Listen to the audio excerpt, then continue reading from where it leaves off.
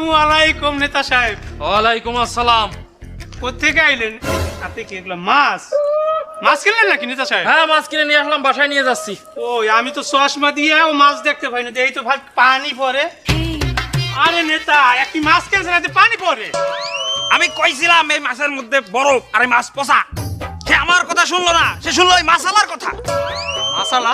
সে 4,000 টাকা দিয়ে পচা মাছ কিনে আর আমার বেতন 1,000 টাকা বাড়াইতে গেলে তার মালিক। আরে পাগল, থামো থামো। ওই দেখেন আমারে বলে পাগল। আপনি বলেন আমি কি পাগল? কথা বলেন না কেন, নাহলে কিন্তু কামড় দেবো। আরে আরে কামড় মাছই দেন।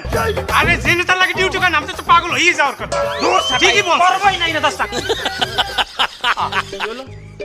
এই তুই না বেকার, তা তুই আমার চাকরি করবি? চাকরি? আপনার মতো লোকের সাথে চাকরি করবো আমি? আমি ঢাকার খুলনা আসা যাওয়া করলে তো আমার ইনকাম হয়েছে। জানি না একজন পাগল হয়ে দৌড়েছে, আমি পাগল হইতেছি না বাবা। এই কি বললি তুই? বলে কিন্তু একদম পালাই মাইরে ফেলবো। এই, মাছ তো ফেলাই দিয়ে গেল, আমি একটা নেতা মানুষ, এখন এই কেউ লোকজন যদি দিয়ে ফেলে আমার কি ভোট দেবে না? এই এটা কই? এই লাও দাও, ভালো করে দাও বুয়াটা।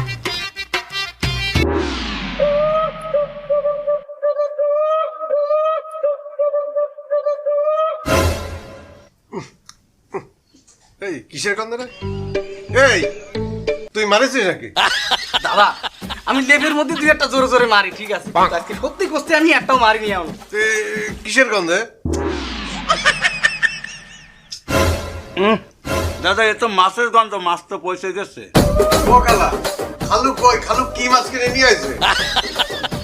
কালা আমার মনে হয় এটা মোটর শিকদার সেফটি ট্যাঙ্কির মাগুর মাছ, কোনোভাবে রুই মাছ হতে পারে না। ও ঠিক কথা বলেছে।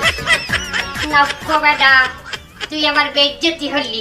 আমার আমার বুয়া কথা খাড়া। এ বেটা খাড়া। তুই খা, আমাদের চলে খা। না না না না না দাদা,